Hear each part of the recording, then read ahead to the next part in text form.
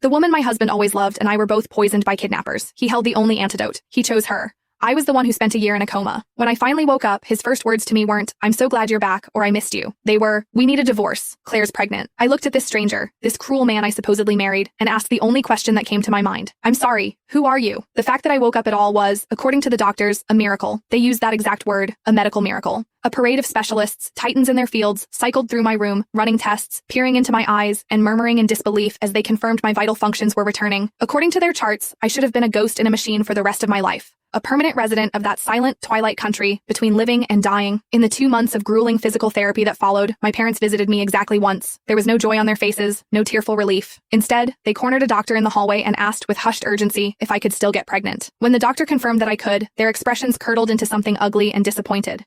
They never came back after that. I thought I should feel the cold sting of heartbreak, but there was nothing. A person who has already lost all hope has no room for such luxuries. My brother Leo came to pick me up on the day of my discharge. "Claire's been having a rough time," he started, his eyes fixed on the road. "Her heart's been acting up, the stress of it all. So, don't be mad at Mom and Dad for not visiting more. You know how fragile she's always been." He trailed off, noticing the blankness of my expression. He mistook my apathy for a silent protest, and his voice hardened with impatience. "For God's sake, Ava, can you just for once not be jealous of your own sister?" His volume spiked, and I flinched, genuinely confused. "What?" "Sorry, I was watching that dog. Look at it, crying its eyes out. It's ridiculous."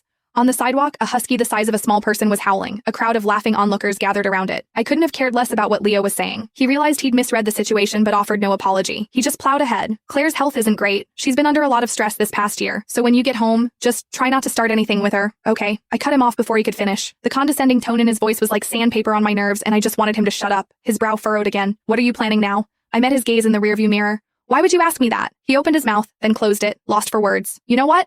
Maybe don't come home just yet," he finally said, sighing.